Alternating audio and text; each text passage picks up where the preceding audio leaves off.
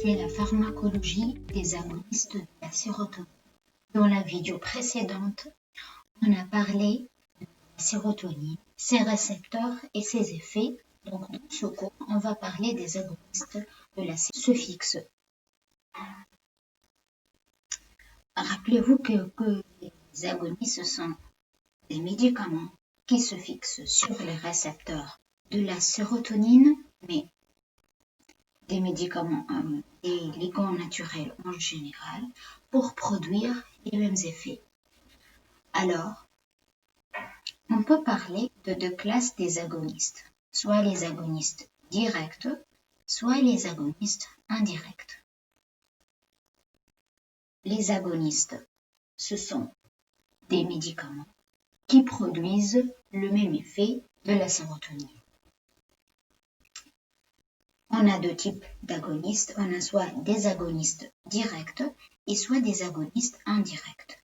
La différence entre ces deux types d'agonistes, c'est que les agonistes directs se fixent sur les récepteurs de la sérotonine pour produire l'effet, alors que les agonistes indirects, ils ne vont pas se fixer sur les récepteurs de la sérotonine, mais ils vont agir sur le métabolisme de la sérotonine, soit la synthèse ou la dégradation de la sérotonine, pour produire les mêmes effets de la sérotonine.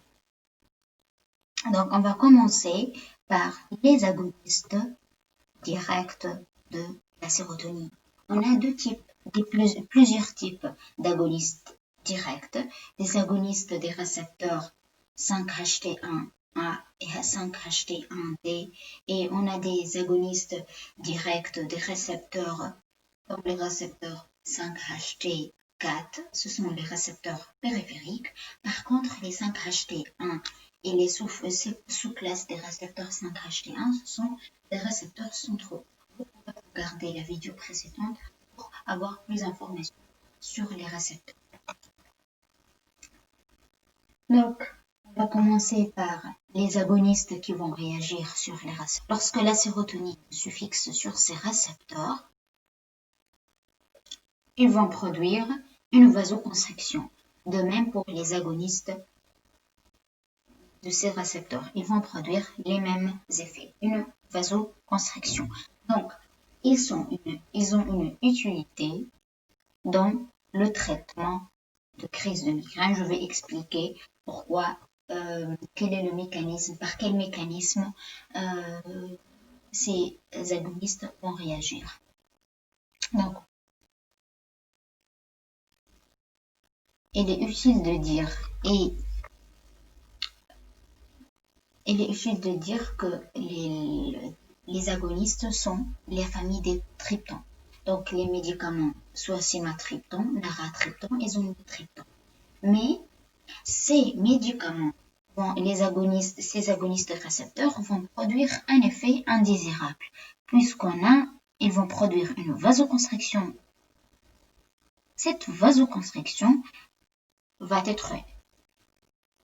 elle va affecter le cœur et donc il va produire une vasoconstriction des artères coronaires et par la suite, on va assister à un spasme coronaire qui est l'effet indésirable. Je vais expliquer pourquoi les triptans, ces agonistes des récepteurs 5-HT1, D et B, sont utilisés pour les traitements de la crise de migraine. Je veux insister sur le mot la crise de migraine parce que il y a la migraine et la crise de migraine. Donc, la crise migraineuse, la cause de la crise migraineuse, la crise migraineuse, elle va se produire au début de la migraine. C'est pour cela qu'elle est appelée crise. Donc, la crise migraineuse, elle est due à une vasodilatation des artères cérébrales. Donc, cette vasodilatation des sensations de maux de tête, c'est-à-dire des céphalées. Donc, les agonistes de la sérotonine, puisqu'ils produisent une vasoconstriction, donc cette vasoconstriction va annuler la vasodilatation et par la suite va calmer la crise migraineuse. On va passer passer aux autres types d'agonistes directs. Ce sont les agonistes au niveau central. Encore au niveau central, ce sont les agonistes qui vont agir sur les récepteurs 5-HT1A. Ils ont un effet anxiolytique, c'est-à-dire ils sont utilisés pour les traitements d'anxiété et en particulier la buspirone. C'est le nom du médicament qui est. Alors aux agonistes, on va passer aux agonistes qui vont réagir sur les récepteurs périphériques, c'est-à-dire les récepteurs 5-HT4, notamment les récepteurs 5-HT4. Je vous rappelle que la stimulation des récepteurs 5-HT4 va produire une augmentation de péristatisme. Donc l'effet des agonistes, c'est le même que l'effet des sérotonines, c'est-à-dire il va augmenter le péristatisme, il va augmenter le mouvement du tube digestif et par la suite il est utilisé pour le traitement de la constipation. Il y a des types de constipation où les intestins ne bougent plus, donc il est utilisé pour permettre le mouvement des intestins. On passe aux agonistes indirects. J'ai une règle d'or. En général, toutes les agonistes indirects de la sérotonine sont des antidépresseurs. Je vous rappelle que la sérotonine intervient dans la régulation de l'humeur. Donc, lorsqu'on va utiliser des agonistes de la sérotonine, aboutir à un effet des antidépressions. Les agonistes indirects vont réagir sur le métabolisme de la sérotonine. Donc, il y a trois aspects, soit par l'augmentation de la synthèse des médicaments qui agissent sur la synthèse de la sérotonine, mais on a des agonistes qui vont agir sur l'inhibition de la récapture de la sérotonine ou l'inhibition du catabolisme. Je vais commencer par les agonistes qui vont inhiber la récapture de la sérotonine. On a soit des inhibiteurs spécifiques de la récapture de la sérotonine ou soit des inhibiteurs non spécifiques. Les inhibiteurs spécifiques de la récapture de la sérotonine, ce sont des agonistes qui vont réagir seulement sur la récapture de la sérotonine et non pas sur d'autres molécules.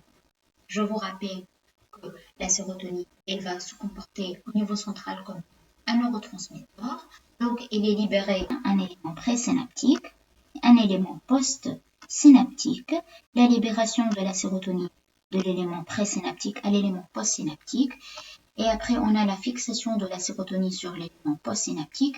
Et après que la sérotonine a son effet sur l'élément postsynaptique, il va être récapturé par l'élément présynaptique et par la suite, elle va être inactivée. Donc, la classe médicamenteuse, elle va réagir sur la récapture de la sérotonine, c'est-à-dire elle va inhiber la récapture de la sérotonine pour que la sérotonine puisse se fixer sur l'élément post-produire pour qu'elle puisse produire plus d'effets. On a plusieurs médicaments comme le fluoxétine, paroxétine et sertraline. Donc, comme j'ai dit précédemment que les effets des agonistes indirects, c'est en général sont des antidépresseurs. Donc, on a des inhibiteurs, c'est-à-dire qu'ils ne sont pas spécifiques de la sérotonine, mais peuvent inhiber la récapture d'autres neurotransmetteurs comme l'adrénaline. On a des hémitriptyline, hémipramine et hémitriptyline. Je vais parler de l'inhibition du catabolisme de la sérotonine, mais tout d'abord, je vais parler de schéma de catabolisme de la sérotonine. Après que la sérotonine est récapturée dans l'élément présynaptique, donc qui est responsable de la dégradation de la sérotonine, c'est les monoamine oxydase. Donc, les agonistes indirects vont agir sur le monoamine oxydase pour inhiber la dégradation de la sérotonine et pour qu'on puisse avoir plus de sérotonine au niveau de l'élément postsynaptique et donc par la suite la sérotonine peut avoir plus d'effet. Donc, on a des inhibiteurs spécifiques du catabolisme de la sérotonine. C'est comme les inhibiteurs de la recapture de la sérotonine. Ce sont des inhibiteurs du catabolisme spécifiques qui vont agir seulement sur le catabolisme de la sérotonine. Donc, comme j'ai dit, ils vont inhiber l'enzyme de dégradation. L'enzyme de dégradation spécifique, c'est la monoamine oxydase A. Elle est spécifique. Comme toutes les agonistes indirects, elle a un effet antidépresseur et on peut citer les médicaments comme le toloclobémide. Et finalement, il y a des agonistes qui inhibent le catabolisme de la sérotonine, mais d'une façon spécifiques, comme les inhibiteurs de la dégradation de la sérotonine, monoaminoxydase A et monoaminoxydase B. Malheureusement, ils ont un effet irréversible, c'est-à-dire un maintien accru de la sérotonine et par la suite, il peut produire trop des effets indésirables, donc il n'est pas utilisé dans le marché. Il n'est plus utilisé dans le marché. Merci beaucoup pour votre attention. N'hésitez pas de vous abonner sur